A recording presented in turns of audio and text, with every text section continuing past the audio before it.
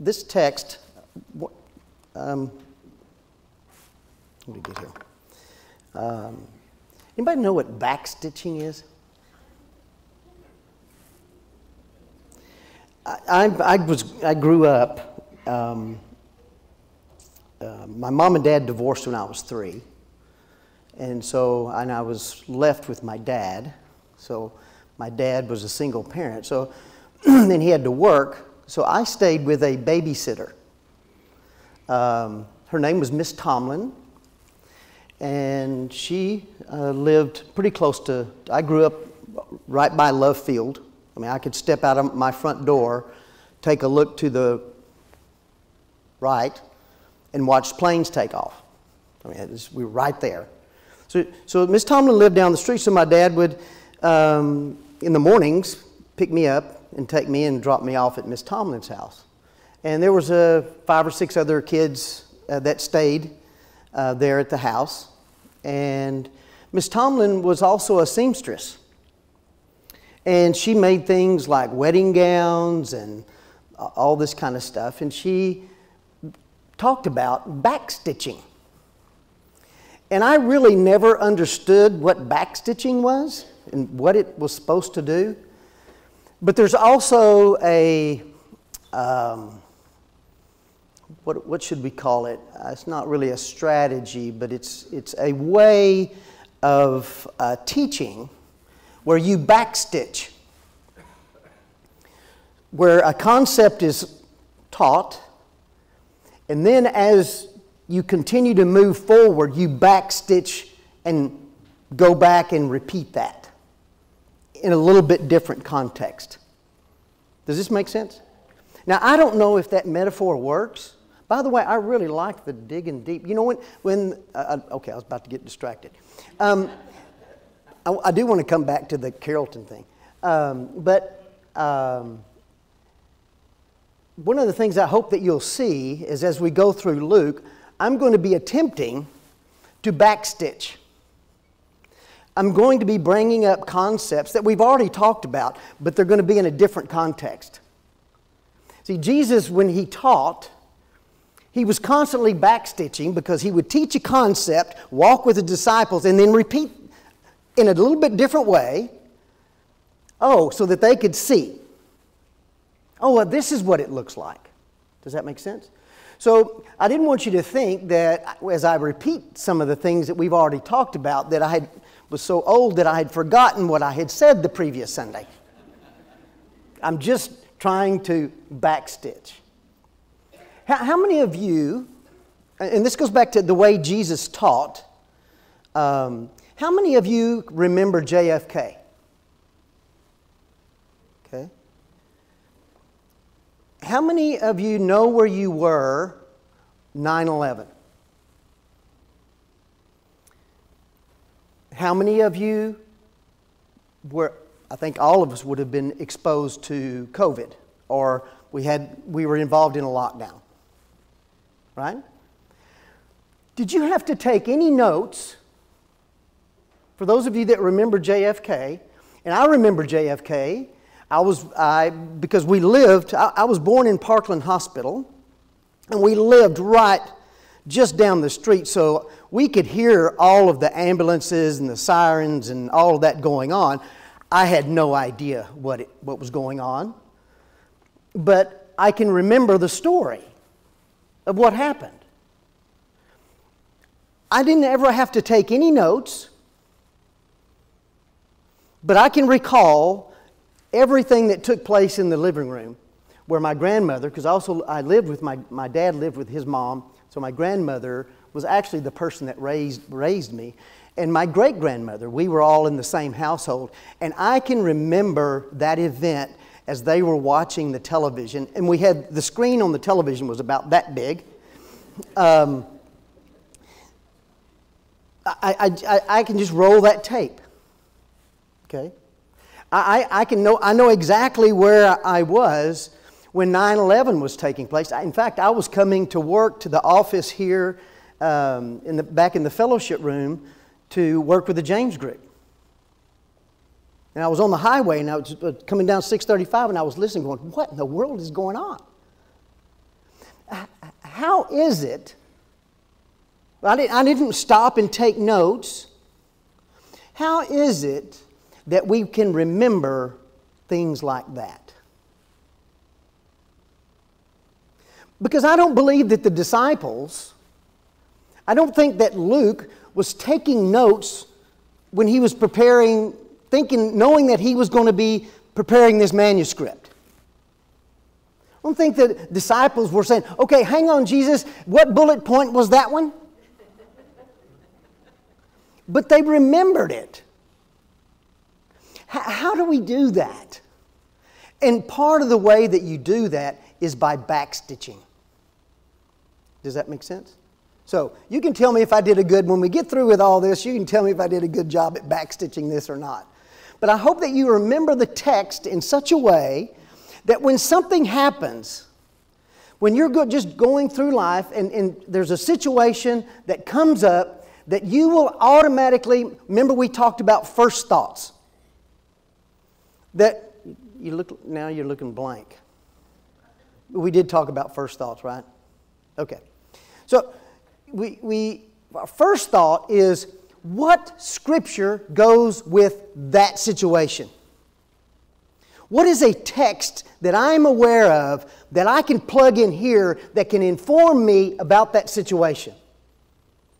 That can give me some kind of direction. That needs to be our first thought. And we're in control of the first thoughts. Okay? So when Jesus in Luke,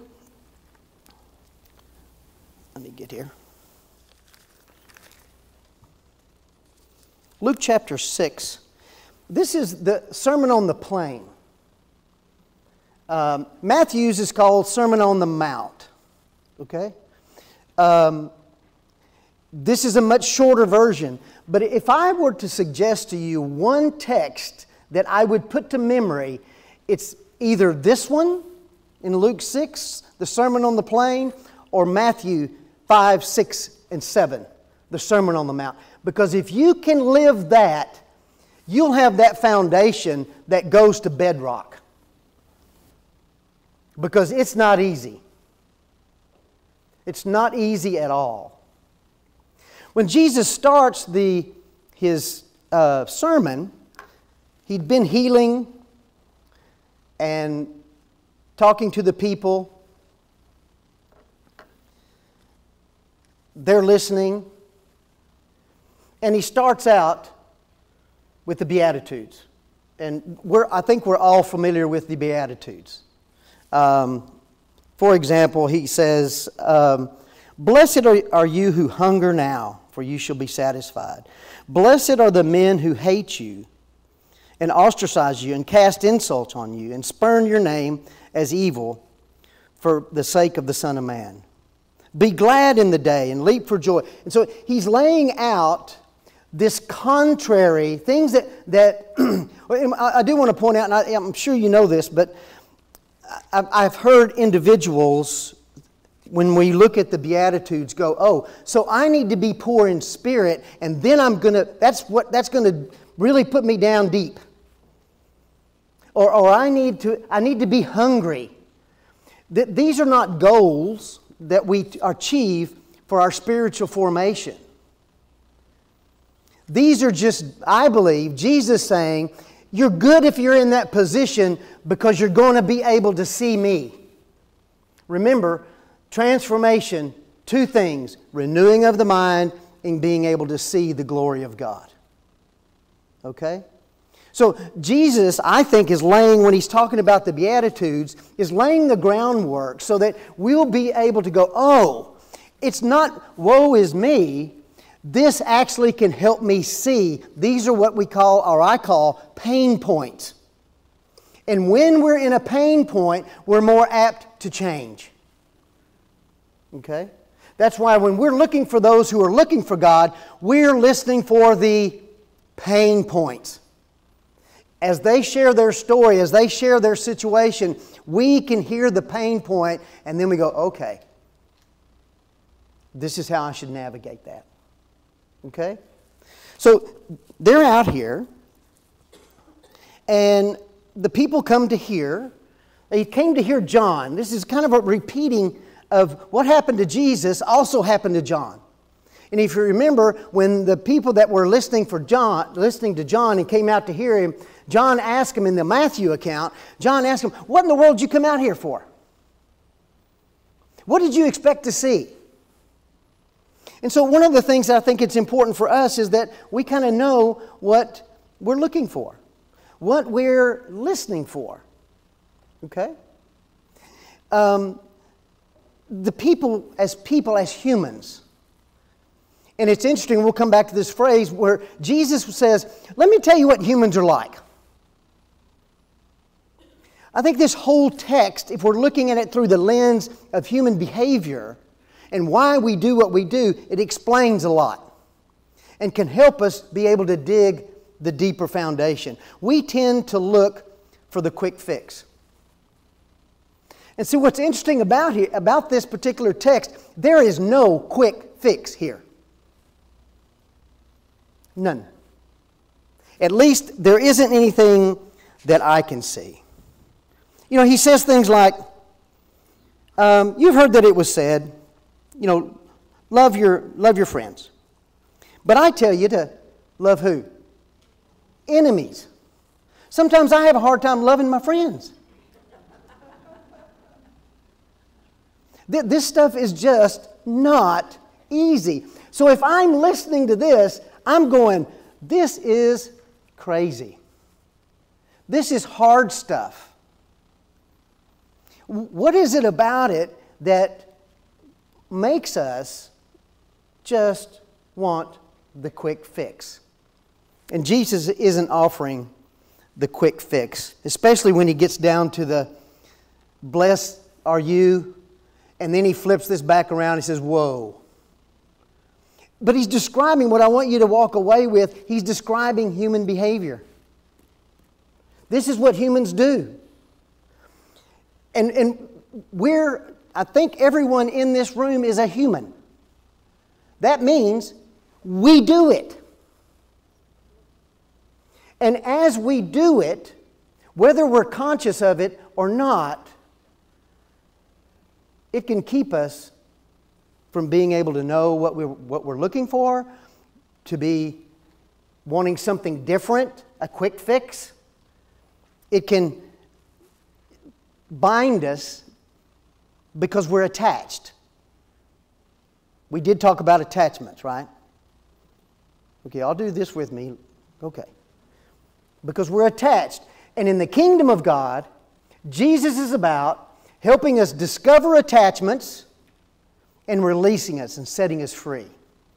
See, one of the things that's happening here, I think what Luke is describing, is the Kairos moment.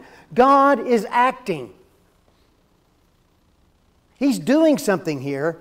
Now, Luke doesn't say, and you'll like it. The contrary, at least when I first started reading some of this text, I would go, that's impossible. How do you do it? This is crazy stuff. How do I love my enemies? How do I turn the other cheek? This is a huge heart change. We talked about first and second order change last week, right? Yes? No? We did. I can remember last week. I may not remember the first week, but I can remember last week. You know, a first order change is, you know, if you do something, if your hand you're stealing something, cut your hand off. There's no heart change. A second order change, when that changes, everything else changes. And that's what Jesus is looking for. And if we want to dig deep, going back to the metaphor of the foundation, that's what's required. It's the heart change. And one of the things, let me get this. It's interesting where he says, why do you call me Lord, Lord, and do not do what I say? Everyone who comes to me and hears my words and acts on them, I will show you what he's like. Okay? He's just describing human behavior. This is what humans do. And as you read through Luke and Acts, as we kind of just on this journey, please put that lens on.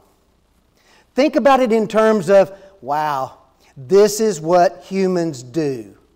And then after you've acknowledged that this is what humans do, then I want you to go, and I am human. So this might be uncovering some things for me. Because we humans, we forget. But he's telling us what humans are like. And he starts out with, they're searching. Do we know what we're searching for? Are we any different than the people that would come out and listen to Jesus, and listen to His words? Do we know what we're listening to? Humans tend to want to hear what we already like. Right? Don't we like to, we like to hear what we already like, or what we already agree with. We don't like to hear what we don't agree with, or what we don't like, or what we think would be, whoa, that's hard. That's hard stuff. We listen. Do we know what we're listening for? And one of the things that I've suggested to you, if you could just listen in your own narrative, in your own story, as we see a situation, as we're thinking through things, as we're laying in bed at night, if you could just remember two things, two emotional processes: personal worth and personal security. That's what we're listening for, because that will reveal our attachments. What are we attached to? How deeply are we digging? Some of the reasons that we kind of struggle with this is, in part, in the listening, is that example, I was, we were talking about the glory of God, and there was a doctor that I was walking with on a spiritually forming, what I call spiritually forming relationship. And I was talking, I said,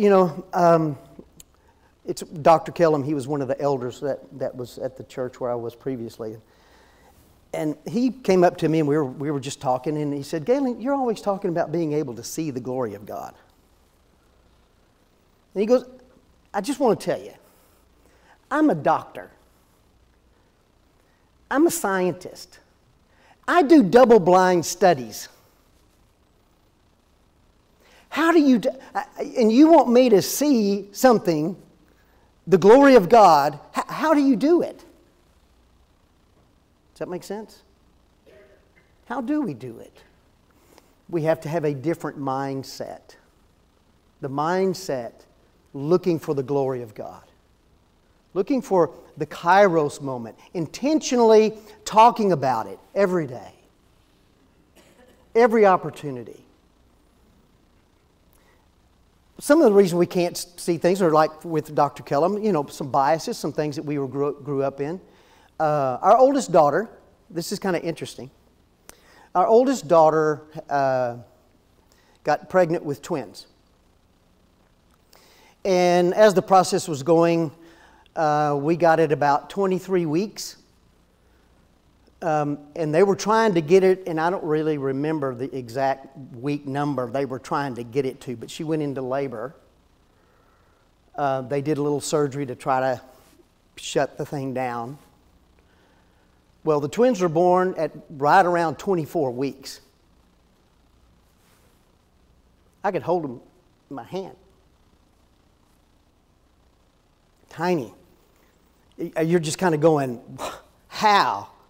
How is that? How is this happening? Well, they were in the hospital several weeks. And one of the things that was happening that we were observing is that there's Kinsley and Leah, and they didn't have them in the same incubator, but as Leah her heart rate, her vitals would change, then all of a sudden Kinsley's would change right behind it. Well, Leah passed away. And the doctors were scrambling, going, okay, if this trend happens, then we're going to lose her, so we need to figure out why this happened. Well, Kinsley made it. But the interesting thing is that Kinsley hates hospitals. She was an infant. Why does she hate hospitals?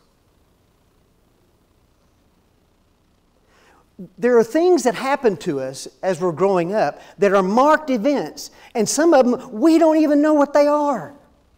We just know, like Kinsley, I don't like hospitals. Well, why? I don't know. I don't like hospitals. Does that make sense? She's how old? 8? I should have known that without asking, right? And the other amazing thing is there has been no sign that she's a preemie other than she's just small. You know, because a lot of times they have lung issues, they have, you know, but she has been perfect. It's crazy. But she doesn't like hospitals. At some point in her life, I think she's going to have to figure out why she doesn't like hospitals. And I think it'll be a good process, but I know it's going to be a very difficult process. Does that make sense? So when we're listening, when we're going out to hear and we're seeking, we need to know what we're looking for, and it's not the quick fix. We need to know what we're listening for, and when we're not hearing, when I'm not able to see what maybe some other people are seeing, I need to ask myself the question, what's going on? This is why I believe discipleship is so important. Being involved in spiritually forming relationships, where you can have someone that you could, you know, like maybe she could share, you know, I just really hate hospitals. And as they walk together, the other person can help her discover why she might not like hospitals. That hospitals are not really a bad thing. I don't want to go there, but does that make sense? Our youngest daughter, we're trying to figure out, just in our conversations, her name is Ashley. She does not like to get in the jetway of an airplane. And her job, she's in London now. So it's been interesting. So the process is, when I am uncomfortable, I need to be asking myself, what's going on with me? Does that make sense? Earlier, Jesus, you know, He says, you got to get the plank out of your eye. But when we're so involved in looking at specks, we don't see the plank. The plank is about us. The work in discipleship, the work in spiritual formation is about our work. Our work on ourselves, not our work on someone else. That's God's job. Does that make sense? Our job is to be focused on me and my walk with Him. That's why He says, why do you call me Lord, Lord? You put me here like I'm a master teacher, but then you don't do what I say. So maybe we need to raise the pain point a little higher so that you'll listen and then do. Is this making sense? There's always the doing. When we're learning something, we learn a new concept, a new skill, whatever that is. We learn it, and then we practice it. And then it's repetition, repetition, repetition, repetition, until it becomes a habit. it becomes who we are. But if there's no doing, we never complete the process. And we have to complete the process. So the questions, as we're looking at the responses that we have, what group are you in? Do we go out and seek? Do we even listen? But then we don't do. Because Jesus just points out that, hey, let me tell you what a person's like. He said, the person that does is like the person that builds on the rock. Now, when you hear these words, as we're going through Luke, the metaphors that are used, that Jesus uses, or even you can go back and through the whole Old Testament, when we hear the prophets, when we hear the writers talk about their relationship with God, they will all talk in terms of these two emotional processes. Now, what are they? Personal worth and personal security. What is a rock? Secure, insecure. What is sand? Secure, insecure. Insecure. They will talk about their God in terms of, He is my fortress. Secure, insecure. He is my staff. Secure, insecure. He is my anchor. Secure, insecure.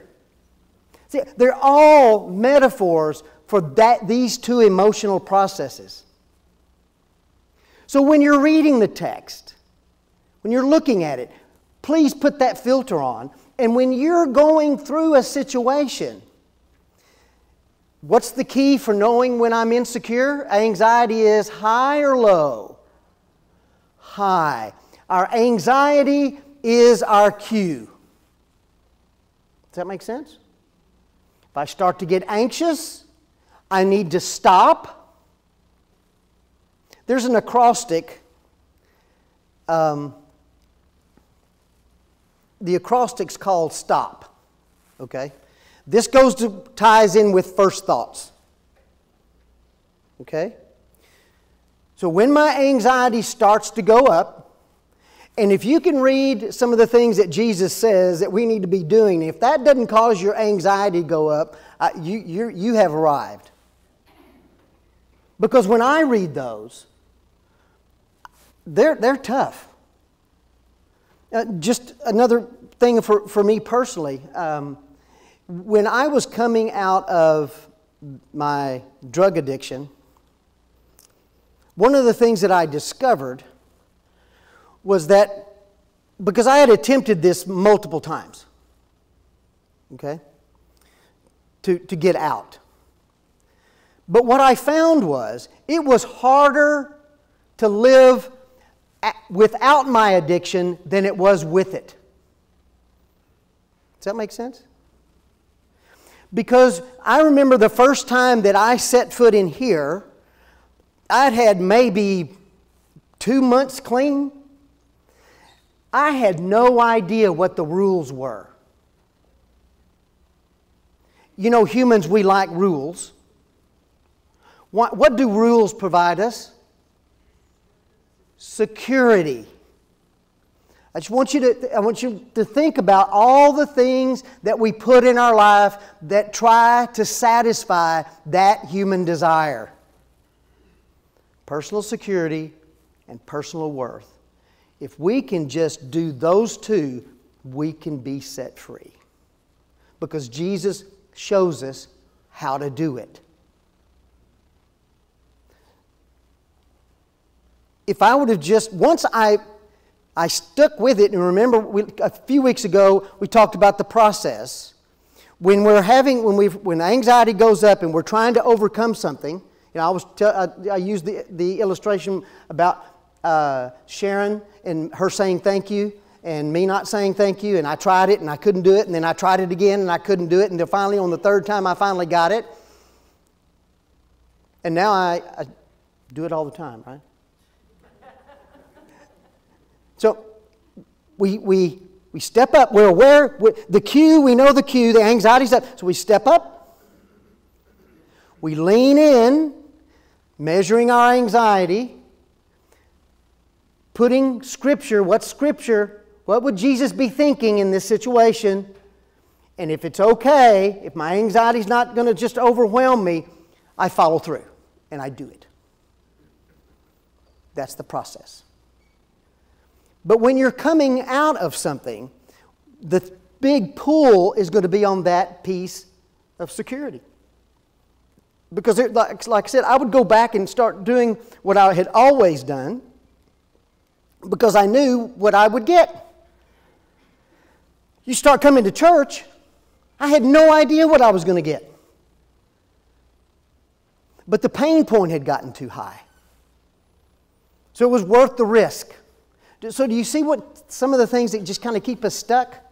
Now, probably none of you have had a drug addiction, or maybe you have. But there are things that are holding you in position. And that's exactly what the evil one wants. He just wants you to just stay right there in your comfort zone. And without a little bit of tension, a little bit of pressure, there's no spiritual growth. There's no growth there. So, when you look at the text, when you're reading through, and I would ask that you kind of go back and you read through the Beatitudes, and think about, as you're reading through this, the storyline, the narrative that Jesus is using when He talks about like a plank and a splinter. They're just things that you remember. If you read through that, and you can even I find humor in all this stuff because I would go, who in the world would do that? That doesn't make sense. Why would anyone do it? But then I have to ask myself the question, but Galon, you're human, so you do it.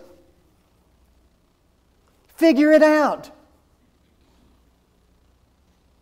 That's the hard work. That's the digging deep down into the bedrock.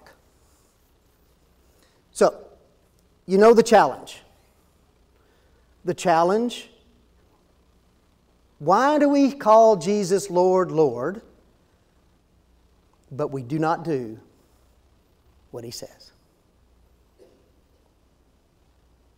Because we do. If we can just step out of that denial and go, yeah. And this is not about beating ourselves up. This is about, we talked about the consciousness and unconsciousness. All this is to bring it to our consciousness so we can choose what we want to do with it. There's things in my life that when God would start messing with them and wanting to take them out of my life, I would say, no, I'm not ready for you to take that one yet. I kind of like it there. And He lets us keep it. But by the grace of God, because He loves, we can get out of that. We can be set free.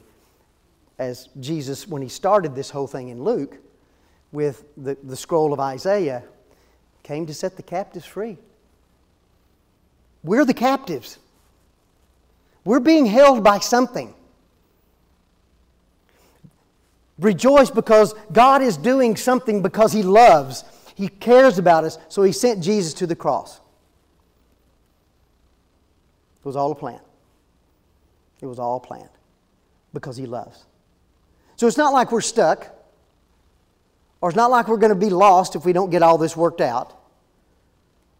It's not about keeping score. It's just about being able to experience, as Jesus would say, I came that you may have life and have it abundantly. That's what humans were created to do, to have life and live it abundantly. If you're not living that abundant life, again, I don't know where you are on your journey, but if you're not, let's do. Let's do. And let's do together. Because if I see other people doing, I'm more encouraged to do. So we do it together. We don't do it alone. And you've got great leadership here that will walk with you on the journey. If you need to make a commitment to Christ if you need to be baptized. That's a do. That's a do. So let's not just hear. Let's not just seek. Let's just make sure that we're doing the doing. And so whatever you might need to do, please come as we stand and sing. Blessed assurance.